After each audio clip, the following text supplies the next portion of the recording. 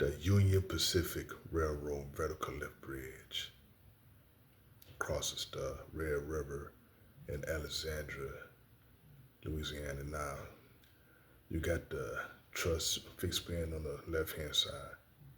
Now, this is a span drive vertical lift bridge because the machinery is on the left span.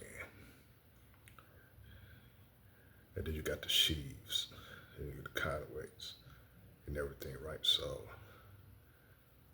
in this bridge lifts like an elevator for boats and ships, lowers for train traffic.